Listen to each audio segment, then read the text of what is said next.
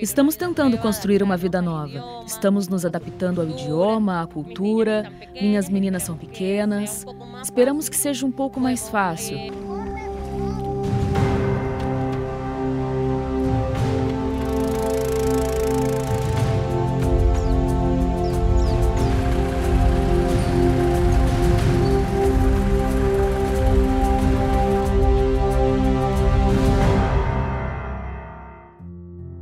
A migração sempre existiu na história da humanidade. Se pegarmos a Bíblia, que é o livro mais antigo da humanidade, temos no Antigo Testamento o povo hebreu que migrou em busca da terra prometida.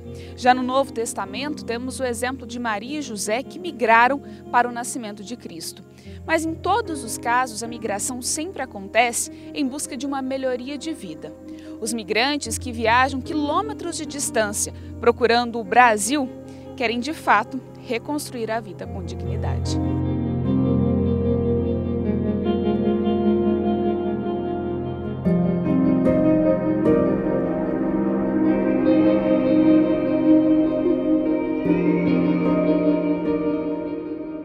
A cidade de Assis, Brasil, é a tríplice fronteira do nosso país com a Bolívia e com o Peru.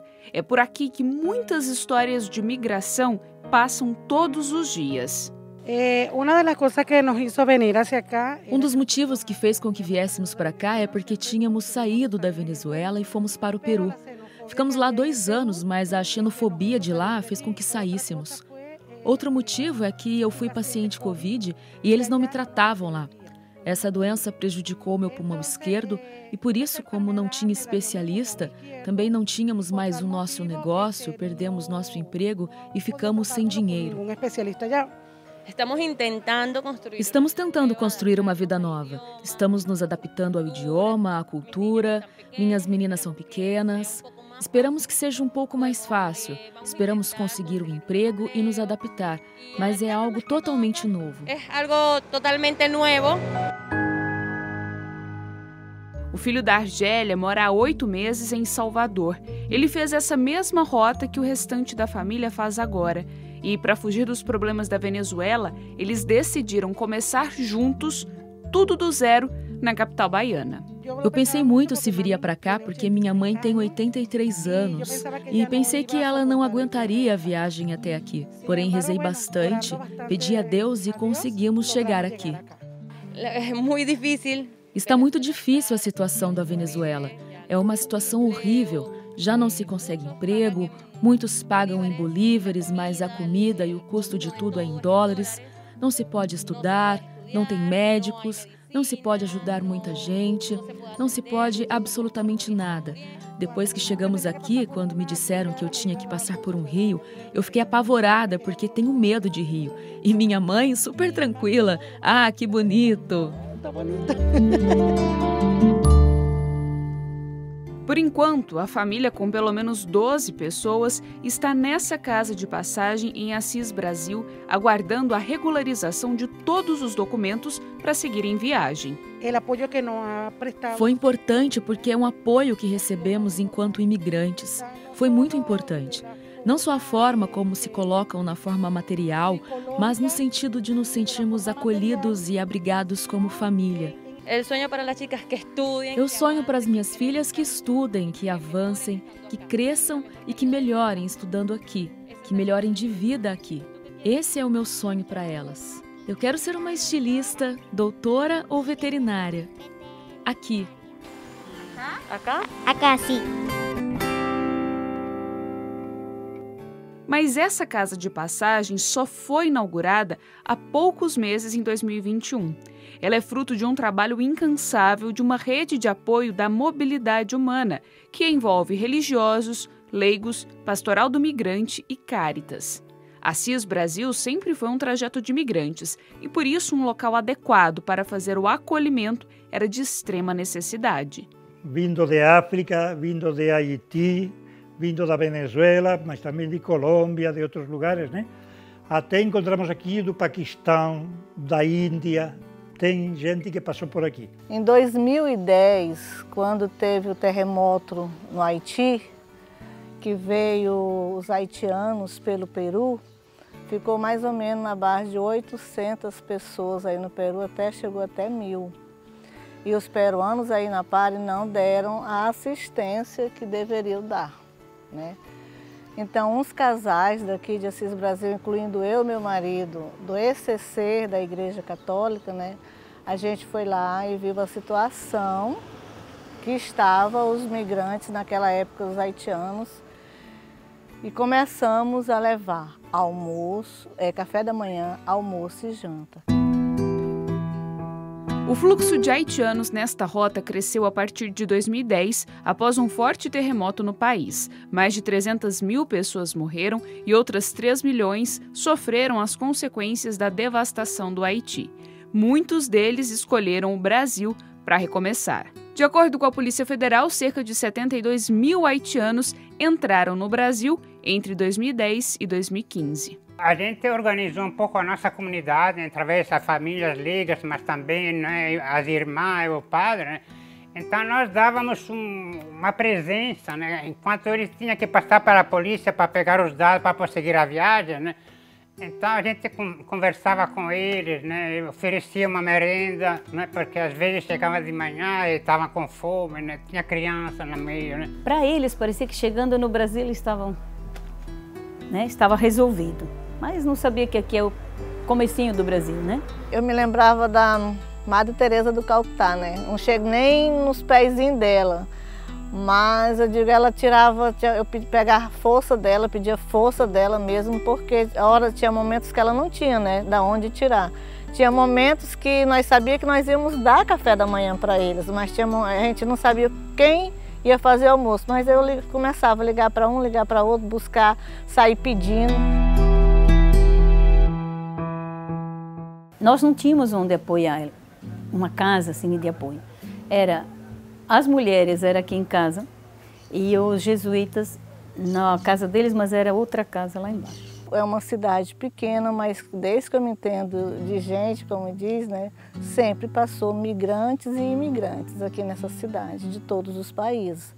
Mas quando foi 2017, 2018, 2017, quando começou a dar o problema na Venezuela, começou a chegar os venezuelanos. E os venezuelanos procuravam a minha casa. Por que eles caminham? Porque não têm condições financeiras para pagar transporte.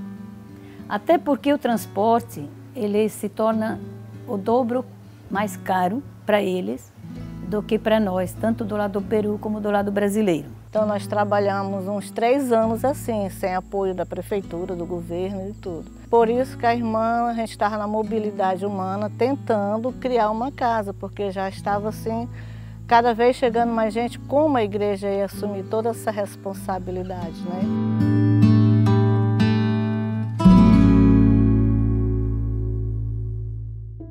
Com a pandemia do novo coronavírus, as 3 fronteiras aqui foram fechadas na tentativa de controlar a disseminação da doença. Mas isso gerou um outro problema.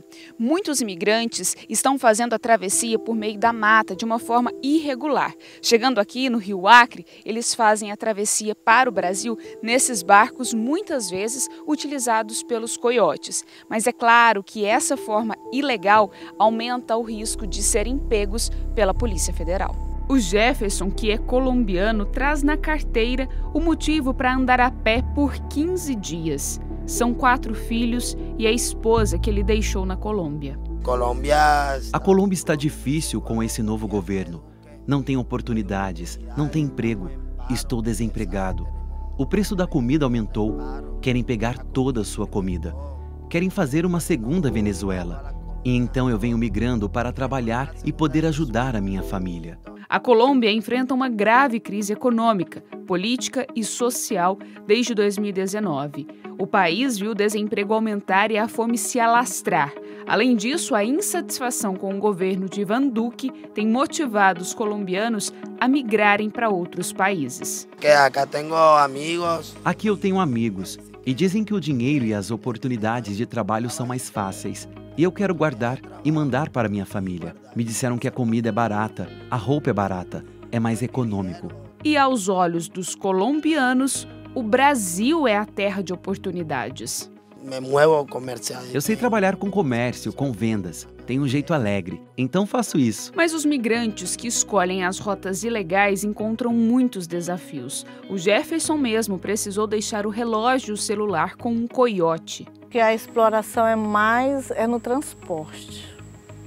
Principalmente quando eles verem que as pessoas têm dinheiro, dólar, né? Infelizmente, os maus tratos são principalmente das autoridades, que se aproveitam nesse momento das pessoas que estão migrando em busca de uma vida com melhores condições.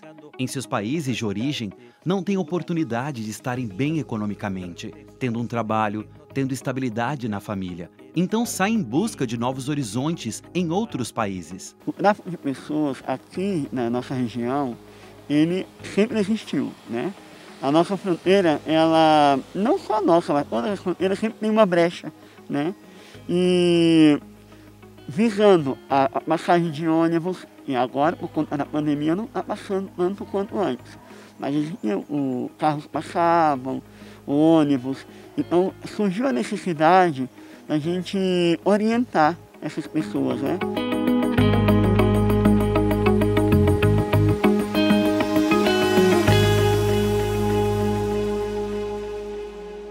A ponte da integração que liga o Brasil ao Peru ficou conhecida no mundo todo em 2021. No começo de janeiro, centenas de pessoas ficaram presas sem poder entrar no Peru ou sair do Brasil. Os haitianos que estavam no Brasil queriam deixar o país, enquanto os venezuelanos queriam entrar. Com as fronteiras fechadas, foram dias de acampamento na ponte. Havia grupos que não podiam sair da ponte, nem voltar para o Peru, ou nem sair da ponte e entrar no Brasil. Então havia uma contraditoriedade. As pessoas estavam ali a céu aberto, estavam numa ponte, mas na verdade estavam presas. A preocupação minha é que eles estavam, digamos, teve noites muito frias e eles estavam em cima de uma ponte, deitados em cima de um cimento, embaixo de um toldo, embaixo de uma lona. Então isso daí também nos preocupava, né? Aonde é que nós poderíamos ter lugares melhores. Então foi aonde nós colocamos num colégio. O que a gente observou foi uma demanda muito grande de imigrantes de várias nacionalidades, venezuelanos, haitianos, cubanos, africanos, dentre outros, que estavam espalhados aqui pelo Brasil e esses países que fazem fronteira com o Brasil. Então, devido à crise econômica, eles estão agora se retirando. E como esta aqui é uma fronteira seca, né, que eles têm uma facilidade maior de se chegar ao México, até as portas dos Estados Unidos e Canadá, então a demanda de imigrante para essa região, para esse município, aumentou assim de forma considerável.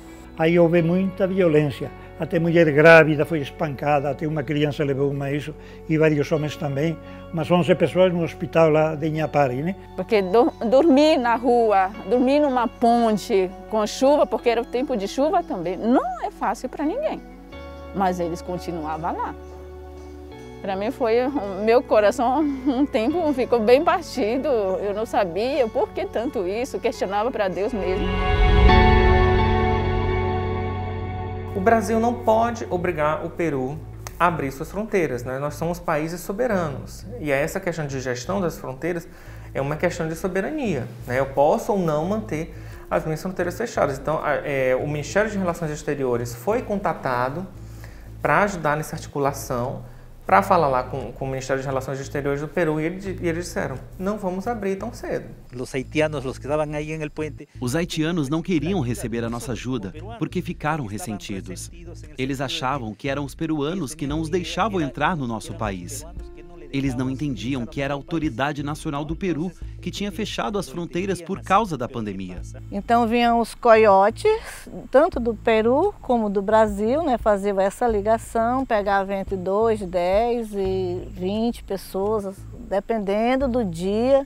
Os problemas ali estavam talvez até um pouco se agravando, por causa alguns não compreendiam, outros talvez não aturavam a impaciência de outros, uns eram agressivos, falavam alto, queriam tal coisa, e nós, como igreja, estávamos sempre lá para apaziguar, né? O governo federal, ele pensa que basta mandar verbas para o município de Assis Brasil ou para o estado do Acre, que a política de imigrações está ok, mas não é.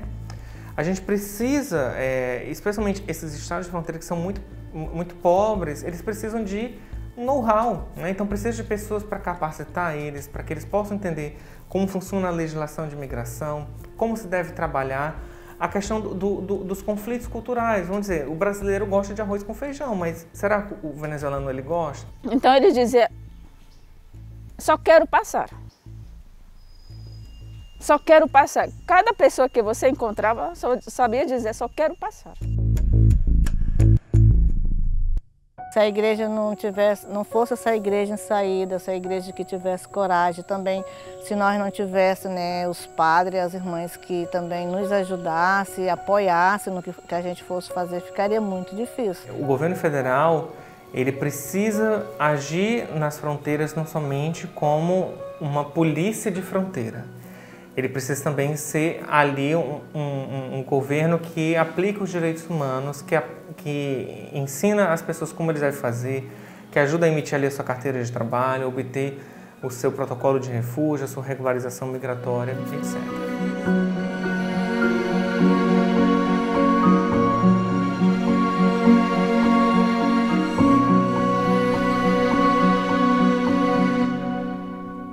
Quem também viveu essa situação na ponte foi a Jorim. A holandesa, conhecida em Assis Brasil como Uki, está viajando pela América do Sul por causa de um projeto ambiental.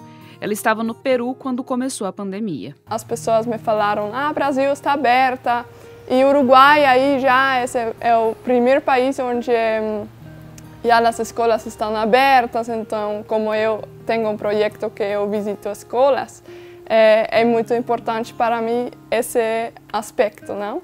Então, como as pessoas falaram que o Brasil está aberto, eu pensei, então eu vou por Brasil e vou assim hacia Uruguai para retomar meu projeto. Por causa de informações desencontradas de diversos órgãos, a Jorim não pôde seguir viagem. Minha embaixada em Brasil falou, eu perguntei, posso entrar no Brasil assim, eu preciso de alguma coisa? E eles falaram, não, o Brasil está aberto. E também eu falei com o prefeito de Inhapar e também falou, não, o Brasil está aberto. Também falei com migrações de Peru e também falaram, sim, o Brasil está aberto. Então eu pensei, ok, suficiente informação sobre essa fronteira, então eu vou. Aí fiquei muito feliz na ponte, aí fiz um vídeo assim, bailando de felicidade, mas 2 quilômetros depois estava na fronteira e aí as pessoas falaram, você não pode entrar neste país porque estamos fechados. Por isso, há 6 meses, ela mora dentro do Ecobus, contando com o apoio da Pastoral do Migrante. Que acá onde estou ficando, é um lugar onde 2 famílias, minhas vizinhas agora, me trataram muito bem.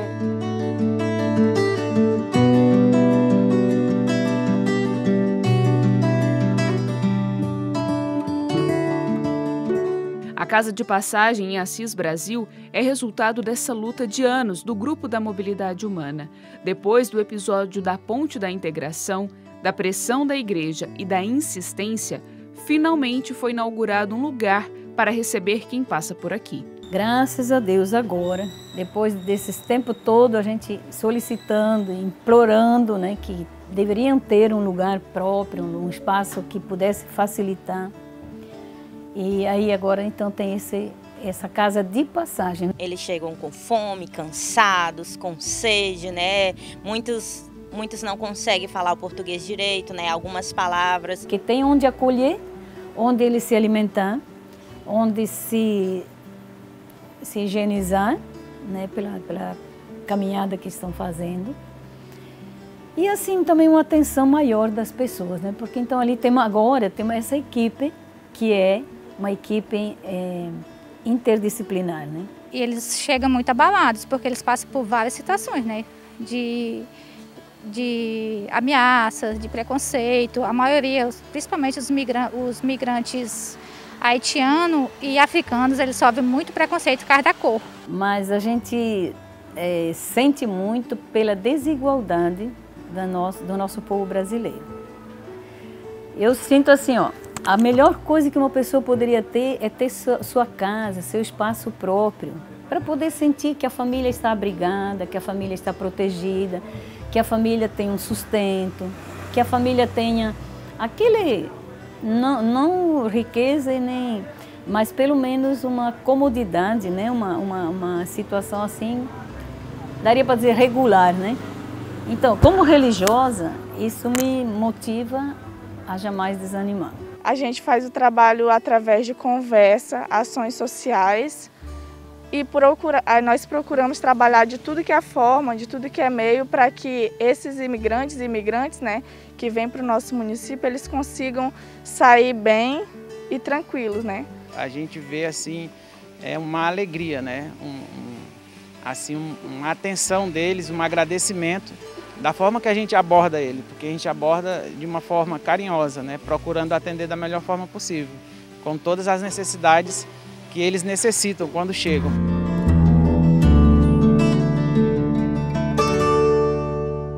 Em tantos anos, essa foi uma primeira conquista, mas ainda há muito o que se fazer para o primeiro acolhimento na porta de entrada do Brasil.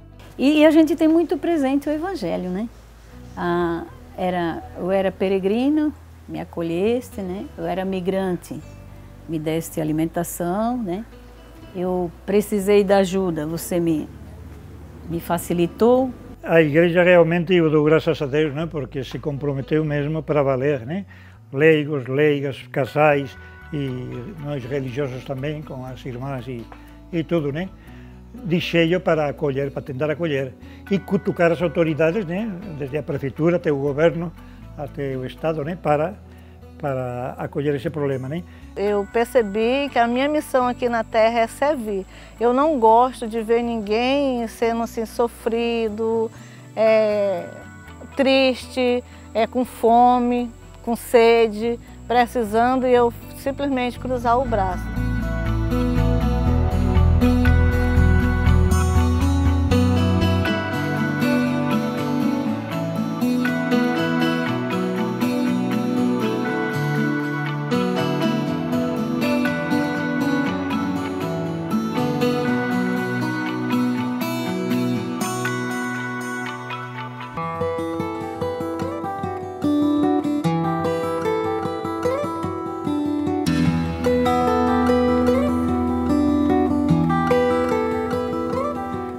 A cidade de Cobija, na Bolívia, é um outro ponto de fronteira com o Brasil. A divisa é feita apenas por essa ponte aqui. Quem sai da Venezuela, por exemplo, passa pela Colômbia, Peru, até chegar ao país boliviano e fazer a travessia para o Brasil. Nesse local aqui não tem nenhum posto da Polícia Federal. Por isso, a travessia aqui se torna mais fácil, já que o imigrante não precisa fazer a regularização dos seus documentos. A Ponte da Amizade se tornou um importante elo para quem quer construir uma vida nova. Aqui é muito fácil, né? Atravessar a ponte, a fronteira. Vocês viram, é uma fronteira muito aberta, não precisa documento, nem apresentar carteira de identidade, CPF, nada, né? Então, é um convênio, né, que temos, se chama Cidades Gêmeas, né? A imigração no nosso próprio país, especialmente na região andina, traz a ideia de buscar uma vida melhor. Eles veem que nessa região há trabalho e maior oportunidade. O problema dos migrantes é um problema muito sério, né? Seja em Bolívia ou a nível mundial. Tem muitos bolivianos que, por causa da pobreza, eles tentam procurar uma vida melhor, né? E principalmente eles podem viajar para Rio de Janeiro, Brasília, São Paulo, algum estado de Brasil, né? Porque eles entendem, os bolivianos, que supostamente o Brasil está muito melhor economicamente, mas nós sabemos, como a Caritas, como a Igreja Católica, que não é verdade. A migração boliviana tem um fluxo mais contínuo se comparado com o dos venezuelanos. Desde 2010, foram regularizados quase 80 mil bolivianos e ficam atrás apenas dos haitianos nas nacionalidades que mais procuram o Brasil. Procuram uma vida melhor. Nem sempre conseguem, porém eles saem, abandonam a família muitas vezes, procurando essa vida melhor, ganhar muito dinheiro em pouco tempo, né? No ano passado, o problema da Venezuela fez com que muitos venezuelanos também chegassem e passassem por aqui. Alguns ficaram aqui porque já conseguem trabalho. Começam a fazer a vida. São profissionais, mas começam a vender doces e aos poucos buscam melhorar de vida. E dizem que ficam melhor que na Venezuela.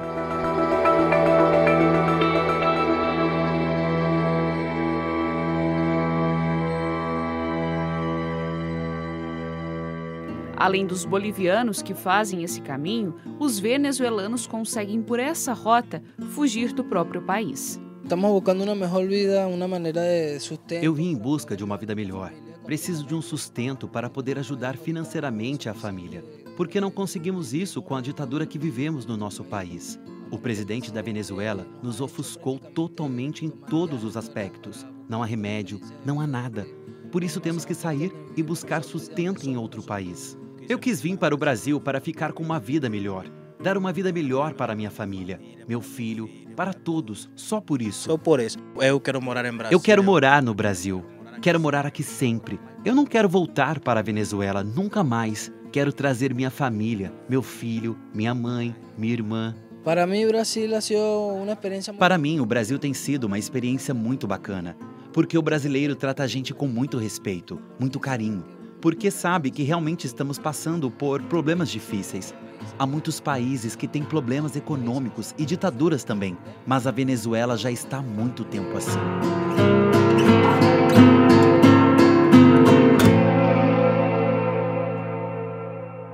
O trabalho de articulação pelos representantes dos 3 países da fronteira é essencial para auxiliar os migrantes nesta parte do percurso. Na cidade de Cobija, a Cáritas é uma forte aliada. Quando chega alguém, a igreja é uma referência. Então vem nos procurar e chamamos os profissionais voluntários da Cáritas, como advogados e assistentes sociais, para ajudar essas pessoas que chegam. Essa coordenação é muito bonita. Porque é o grupo de voluntários que ajuda a resolver a situação. Então a gente não pode olhar o irmão que está numa situação dessa e não sentir nada por ele, né? Ou uma obrigação por ele. E mesmo se não sentirmos por ele, né? Nós somos obrigados porque somos cristãos. E o nosso batismo, ele nos obriga a isso. Isso ha sido também algo muito bonito. Eu também considero muito bonito que tenha se consolidado nos últimos 4, 5 anos o rosto da pastoral social. Somos todos uma igreja da Tríplice Fronteira. Uma das coisas mais difíceis é quando chega o período menstrual, que eles não têm esse recurso para comprar o absorvente. E aí se torna muito difícil. E isso é uma coisa tão natural para a gente, né? Que eu digo, meu Deus, o quanto é importante essa parte que a igreja faz. Porque lá na assistência eu me preocupava só com a alimentação, mas eu não tinha essa preocupação com essas coisas básicas, do absorvente, né, do desodorante. E a igreja tem essa preocupação. Quando vinha o kitzinho completo.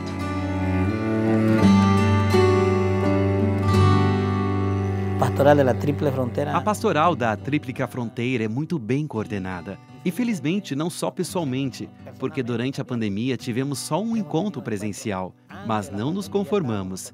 Não tivemos encontros cara a cara, mas continuamos nos articulando com Rio Branco e Porto Maldonado. E pela graça de Deus, formamos esse grupo para nos ajudar. E quando a pandemia chegou, foi de grande valor. Porque pode ser que o destino final não seja o Brasil, seja a Argentina. Então a gente dá um apoio para tentar arrumar os documentos e viajar tranquilo.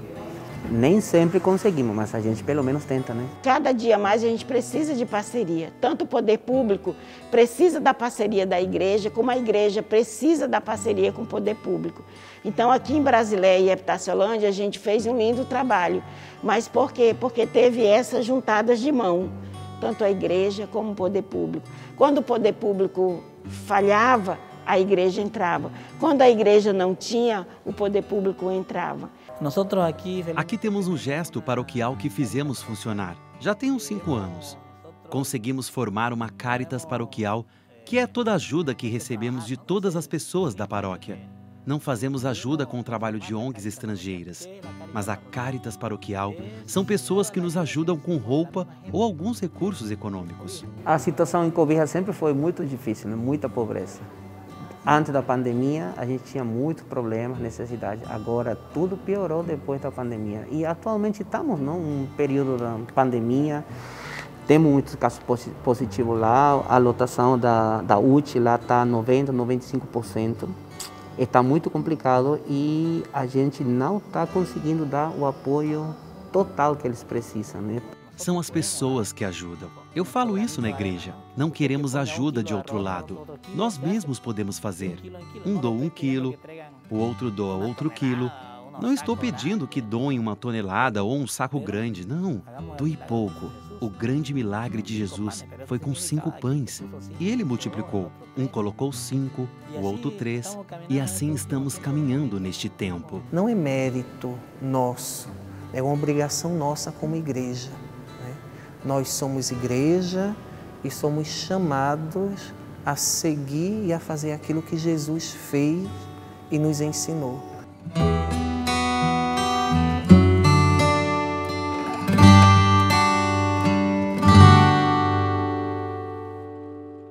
Em Brasileia, a cidade gêmea de Cobija, muitos migrantes se estabeleceram. A Girlene vem de uma família assim. Eu nasci aqui, em Brasileia, filha de pai boliviano. Meu pai tinha vindo da Guerra del Chaco. Aí lá ele conheceu muita gente aqui de Cobija, né, de Pando, departamento Pando, Bolívia. E ele teve muita vontade de conhecer esse lugar. Aí quando terminou a guerra, ele veio para cá porque ofereceram também um trabalho para ele. Mas além do pai boliviano, a mãe era cearense, ou seja, descendente direta de imigrantes. O caminho que fizeram foi o que ainda hoje milhares continuam fazendo. A dona Girlene sabe muito bem o que é fugir de um governo. Nesses anos aqui, ela pôde acompanhar as histórias de muitos bolivianos exilados. Eles fugiram quando Evo Morales ganhou aí para presidente, né? Aí foram muito maltratados, né, os que eram da oposição. Já a Daniele está começando agora a jornada em um novo país. Ela é venezuelana e estudava comunicação, mas não tinha condições de viver na terra natal. Eu vim pela Bolívia primeiramente porque minha irmã está na Bolívia, em Cobija. E depois eu vim e cheguei aqui em Brasileia, me instalei em Brasileia porque meu esposo conseguiu trabalho em Brasileia. Foi um pouco complicado porque minha filha tinha 6 meses e o transporte terrestre era o ônibus. Então foi bastante complicado por causa da minha filha. Foram 7 dias de transporte. Aí ficamos em Manaus esperando a partida do barco, então foi um pouco complicado.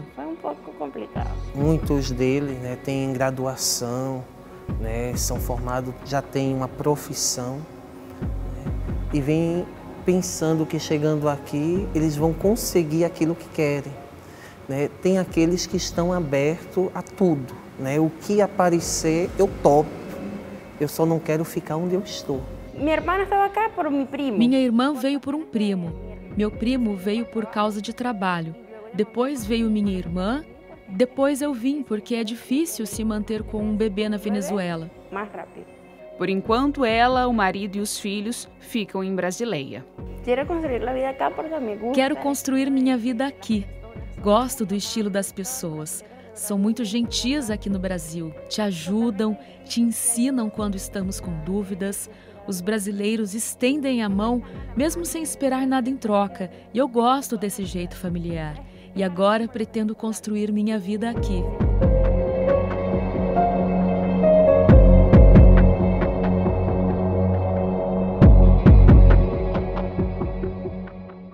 Brasileia se tornou uma cidade de passagem para quem quer seguir viagem e reconstruir a vida. O município tem um pouco mais de 30 mil habitantes, mas aqui não tem nenhuma casa de passagem ou abrigo para acolher esses migrantes que passam por aqui. Isso faz com que a situação desses migrantes fique um pouco mais delicada. E eles nunca batem primeiro na prefeitura ou na assistência social, né? A torre da igreja como outdoor, eles veem, chega, Senhor Padre, né? Nós precisamos de alimento, nós precisamos de ajuda, nós não temos onde ficar.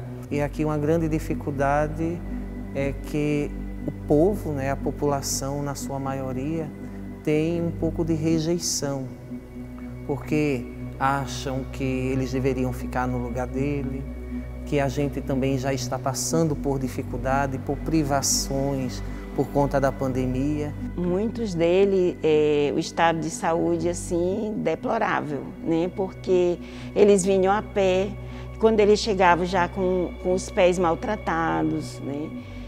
Com muita fome, precisando mesmo de um lugar para descansar. E caminhavam durante a noite, né, por conta do sol quente e por conta também do medo de perseguição, né? Quando vem uma família completa, eles trazem dos pais, os filhos, as noras, netos, né? Ele vem, a gente já recebeu famílias de 13 pessoas. Como ainda não existe uma casa de passagem, muitos migrantes ficam em hotéis e pousadas até conseguirem seguir viagem. Mas também correm o risco de serem extorquidos por alguém que faça mediação nesse percurso. Nós sempre fazendo algumas buscas ativas. E mais ou menos a gente já tem, eles têm pré-estabelecidos os locais onde eles ficam. Algumas pousadas, que já são onde que eles ficam mais. Porque vem um, avisa os outros, né? E sempre eles procuram aqueles mesmos locais. Eles não têm uma quantia alta, né, de dinheiro, né, de moedas, e tem a questão também da exploração, né, até mesmo dos brasileiros, né, na questão de se aproveitarem da situação deles para tirarem proveito. Como muitas vezes, né, alguém para transportá-los, né, a passagem é R$50, cobravam 150 de cada passageiro.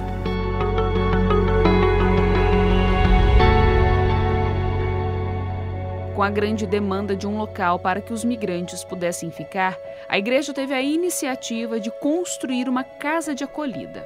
Eu abri as portas, né, da nossa igreja, já que estava fechada para os fiéis. Eu disse, não vai ter ninguém fim de semana, não vai ter ninguém durante esse mês, então eu posso acolher aqueles que não têm onde ficar. A igreja tem um papel fundamental, assim, nós só temos a agradecer. A igreja é fundamental nessa parceria que eles vêm fazendo, atendendo, às vezes alimentação, hospedagem. E a gente fez muitas campanhas, aí conseguimos doação e conseguimos também dinheiro para ir passando eles, evoluindo eles daqui mais para frente, né? Porque o negócio deles é vir e não ficar, é indo até destino às cidades maiores, né? Os que ficam aqui são poucos, como eu estou falando. É muito pouco eles que têm vontade de ficar, residir aqui. Porque o mercado de trabalho aqui é um pouco fechado. É difícil, alguns que trabalham aqui é complicado. E nesse sentido a gente tenta fazer uma interlocução com os empresários, mas aqui em si é um pouco difícil para eles ficarem. Auxiliar quem precisa de ajuda é o princípio do Evangelho. E na estrada, a caminho de uma vida melhor, o amor ao próximo é o sustento diante das incertezas. Teve situações, né, de a gente estar com o salão lotado, né, sem espaço e tudo lotado. E chegaram, né, bastante famílias depois, com criança, tudinho, pedindo para ficar. Né, nós não temos onde ficar, nós não temos onde ficar.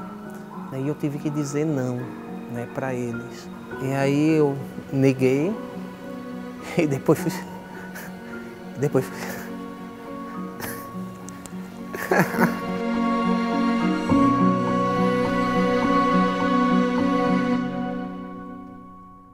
E depois eu fui chorar, né, diante de Jesus, porque eu só lembrava, né, eu fui peregrino e não me acolheste, né? E o meu desejo era que todos conseguissem, né, não o ideal total, né, porque a gente nunca vai alcançar o nosso ideal, porque o ideal é o céu e só lá mesmo, mas que eles conseguissem, né, ter uma vida digna.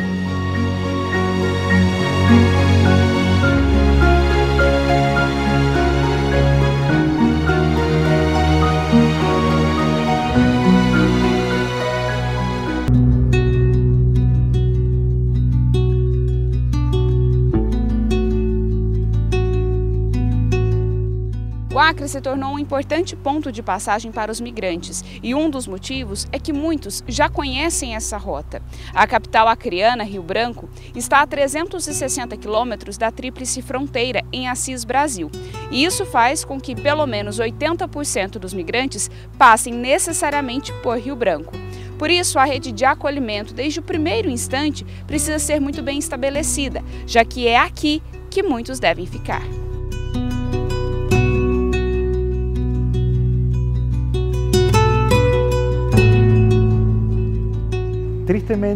Tristemente, eu acho que nenhuma pessoa quer sair do seu país. A pessoa não tira da sua vida a menos que seja turismo para conhecer e voltar. O caso nosso é triste porque tivemos que deixar muitas coisas. A família, amigos, trabalho. Tivemos que deixar toda a nossa vida por causa da situação econômica e política que está acontecendo na Venezuela. A história do James é parecida com a de outros 4 milhões de venezuelanos que já deixaram o país de origem em consequência da crise política e econômica. A vida que a gente levava na Venezuela, que era cômoda e tranquila, tivemos que largar tudo isso. Porque chegou ao ponto que nosso trabalho não valia nada e tivemos que migrar e chegar aqui ao Brasil. País grande, país cheio de pessoas de grande coração. E não tem essa de que quem veio para o Brasil tinha uma situação precária na Venezuela. O James, por exemplo, tinha um emprego muito bom. Foi uma escolha difícil ao largar tudo. Minha empresa, uma indústria de 6.000 funcionários, empresa de alumínio, de 6.000 funcionários, estava preparada para todo tipo de evento. Mas o comunismo chegou. Pegou a empresa, trocou o gerente, trocou todo mundo, colocou militares, pessoas que não têm nenhum tipo de conhecimento e quebraram a empresa em menos de 5 anos. Em menos de 5 anos quebraram a empresa. A situação na Venezuela, no comando de Nicolás Maduro, tem ficado cada vez mais delicada. Aqui no Brasil, o James tem vendido lanche natural no semáforo para começar a construir uma nova vida. Chegamos aqui ao Brasil com muitos sonhos e com muita esperança. Com muita fé de que a vida nossa tem que retornar à vida normal que nós tínhamos em outro país. Para que ele conseguisse regularizar a situação, teve uma importante contribuição da Cáritas e da Pastoral do Migrante. Estou muito grato, porque a contribuição que a Cáritas dá através da Igreja Católica, por meio do seu trabalho com migrantes, é muito grande no sentido de receber aquela pessoa que chega sem nada. Muitas vezes a pessoa chega com a roupa que tem, sem R$1 no bolso. Esta fundação encaminha, ajuda, assessora, presta apoio. Nós aqui trabalhamos conjuntamente. Para você ter uma ideia, dentro da migração tem vários atores. A migração e refúgio. E os apátridas, né? A gente fala nesses 3 âmbitos. Migrar é um direito humano. Qualquer pessoa ela tem o direito de migrar, né? Por exemplo, eu mesmo sou um migrante interno, vamos dizer. Eu saí da minha cidade natal para vir aqui para o Acre a trabalho. E existem pessoas também que migram, que a gente chama de uma migração forçada, fugindo da fome, fugindo da perseguição política, da perseguição étnica, da perseguição religiosa, né? Essas pessoas a gente considera como refugiados. Nós trabalhamos com o CIMI, nós trabalhamos com a CPT, nós trabalhamos com a Cáritas e Pastoral do Migrante. E, por outro lado, nós percebemos que acabamos trabalhando com o ser humano em uma dimensão completa. A Cáritas, ela tem um acompanhamento bem cuidadoso, né? Ela busca ter esse atendimento cuidadoso com quem chega a gente, né? Porque essas pessoas elas chegam cheias de dores, contando seus sofrimentos, cheios de necessidades e suas vulnerabilidades, né? Nós se compadezia com os migrantes, né? Porque nós olhávamos, você olha para o sinal, não vê onde é. Então, aí essa luta nossa foi sem recuar, nós não recuávamos por nada. Então nós avancemos junto com eles, com a audiência, para que eles possam abrir o coração também e ajudar essas pessoas. E graças a Deus hoje estamos aí. Né? Estamos vendo que os frutos que nós, da nossa perseverança, da nossa insistência com o Ministério Público, com a DPU. Mas antes já existia um trabalho que era feito pelas irmãs escalabrinianas, que vieram em 2015, quando houve aquele grande número de haitianos passando pelo Acre. Então elas vieram para cá, firmaram presença no meio de nós e houve um trabalho coletivo já. Na época eu estava totalmente com os 2 pés na Cáritas, né? Mas quando a gente fala em acolhimento, não é só o espaço físico, mas é esse acolhimento de olhar no olho e ver o outro não como um qualquer, não como um descartável, mas ele como pessoa.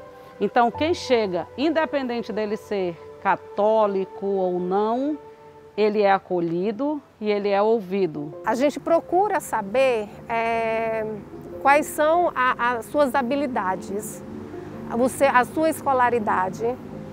E através dessas informações a gente tenta fazer algo em torno daquilo ali. É muito bom a gente salientar que o migrante ele não é uma pessoa vulnerável, né? Mas que a migração, o processo migratório acaba muitas vezes ocasionando a vulnerabilidade social. E qual é o perfil, vamos dizer, do refugiado venezuelano? São geralmente grupos familiares, enquanto o haitiano eram homens solteiros que vinham e aí se organizava aqui no Brasil, mandava dinheiro e vinha a família. Os venezuelanos não, eles vêm em grupo. Os órgãos de assistência social, os órgãos de saúde, os órgãos de educação, eles não são acostumados com essa demanda. Apesar de o Acre ser um estado que faz fronteira com o Peru e com a Bolívia, não existe muito esse costume de como é que eu vou lidar aqui com essa pessoa. E muitas vezes a primeira barreira é, digamos, eu não sei, não vou mexer, não é da minha competência. E aí a gente da Defensoria Pública da União, conjuntamente com a do Estado, o Ministério Público Federal, o Ministério Público Estadual, apresentamos uma recomendação ao Governo do Estado, à Prefeitura de Rio Branco, dizendo, olha, vocês têm que tomar medidas de assistência social a essas pessoas. Que infelizmente, a nível de Brasil, não tem emprego formal para todas essas pessoas, né? Para todos nós, para brasileiros, né? E pessoas de outras nacionalidades. Então é importante ouvir o que essa pessoa sabe fazer. Então eles trazem muito consigo a questão do empreendedorismo, né? Então trabalhar com vendas, alguns trabalham com artesanato.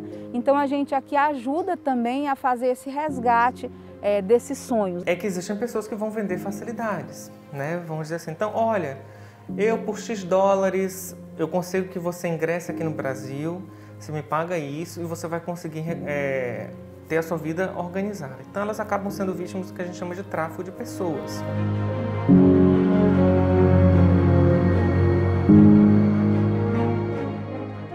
Por isso, o trabalho de orientação da Igreja envolve órgãos federais, como a Defensoria Pública, para que os crimes contra migrantes sejam combatidos. Existe o próprio tráfico de pessoas no sentido de para fins de trabalho sexual, para fins de trabalho escravo, para fins de tráfico de pessoas, para fins de adoção ilegal.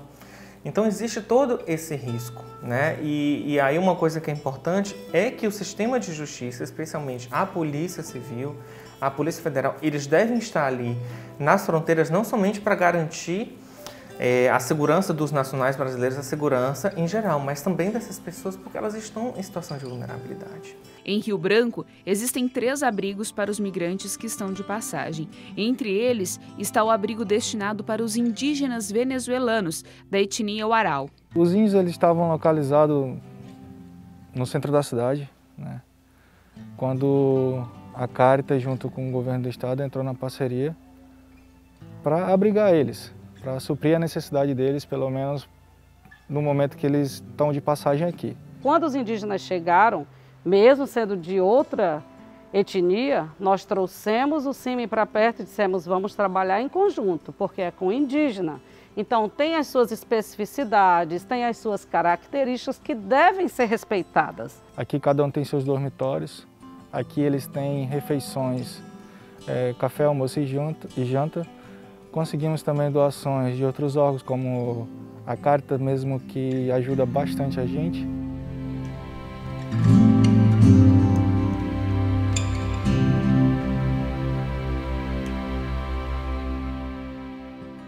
uma mercearia em um bairro de Rio Branco é parte da realização de Janoski.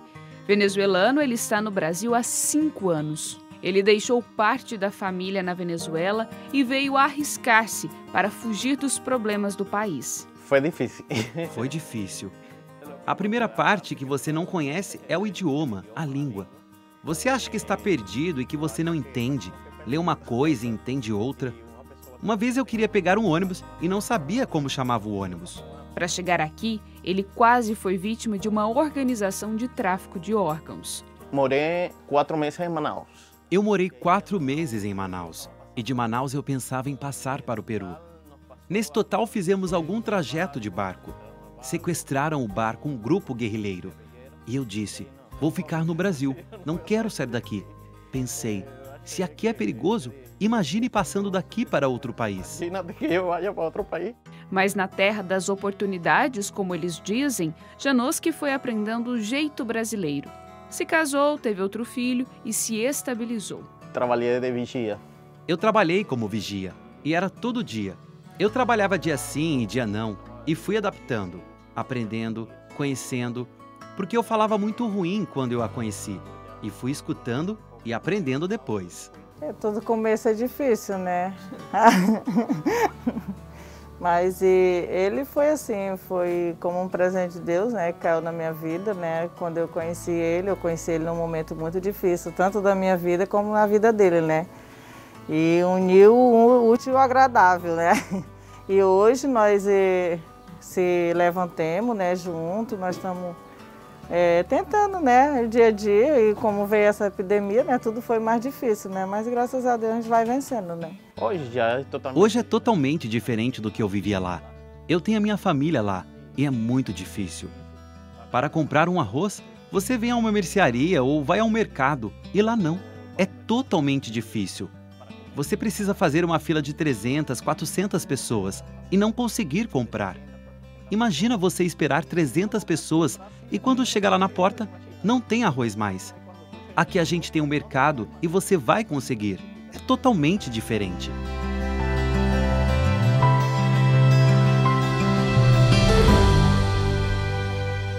O caminho que cada um percorre até chegar ao Brasil, só o próprio caminhante é capaz de saber.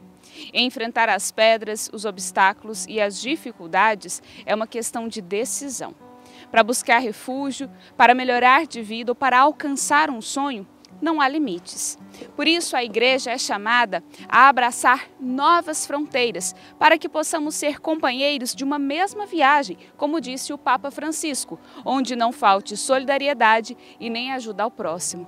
Somos chamados a derrubar os muros que nos afastam e construir pontes que nos favoreçam a interconexão, promovendo a cultura do encontro. Eu gosto de gente que diz, hoje eu caí aqui, amanhã eu me levanto. Então essas são as minhas palavras.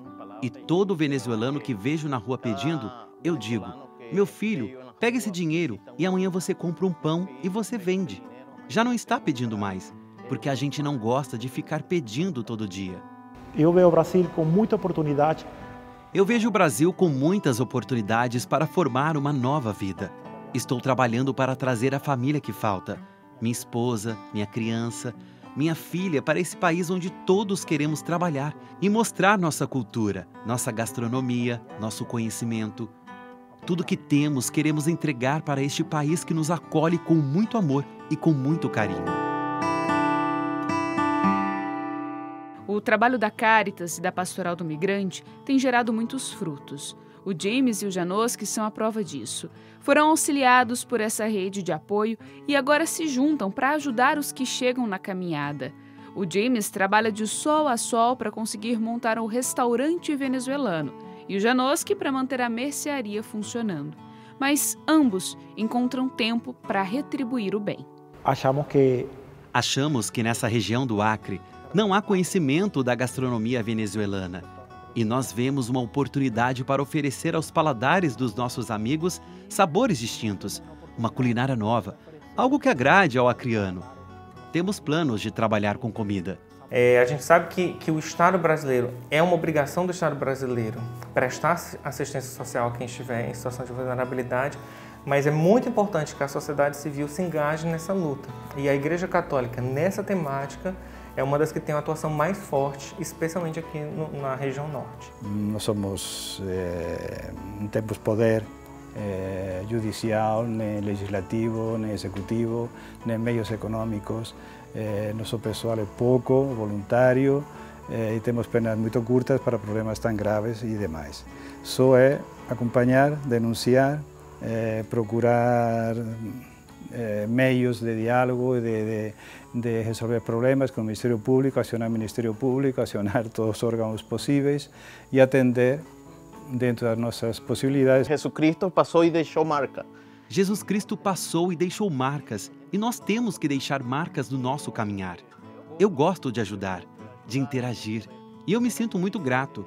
Por isso, quando chega uma pessoa, quero oferecer algo, que essa pessoa possa resolver esse dia, porque é muito difícil, ainda mais com a pandemia.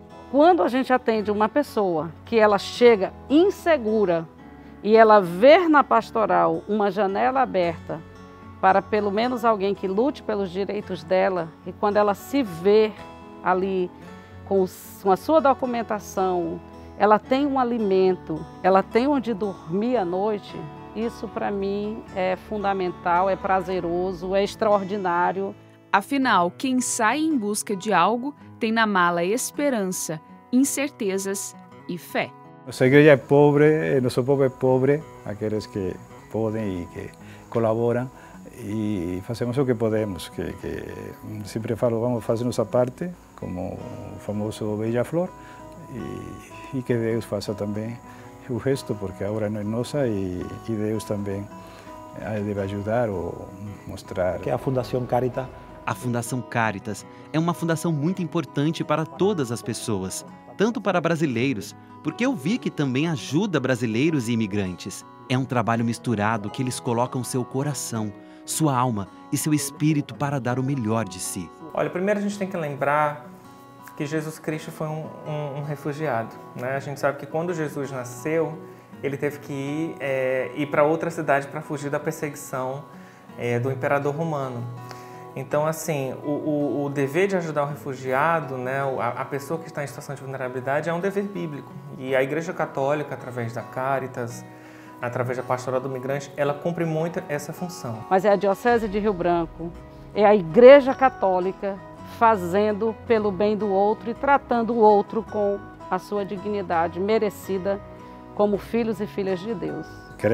Somos uma igreja samaritana, uma igreja que não fica de olho fechado diante dos problemas, mas são tantos e tão graves.